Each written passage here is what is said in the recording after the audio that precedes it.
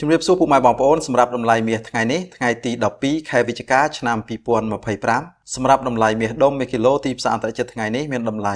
$4,120ក្នុង1អោន$132,466ក្នុង1គីឡូក្រាម$5,007ក្នុង1តម្លឹង$500ក្នុង1ជីបាទនេះគឺជាតម្លៃមាសនៅលើទីផ្សារអន្តរជាតិសម្រាប់ថ្ងៃទី12ខែវិច្ឆិកាឆ្នាំ2025បាទអរគុណច្រើនចំពោះការទស្សនាវីដេអូមួយនេះជួបគ្នានៅវីដេអូក្រោយបន្តទៀត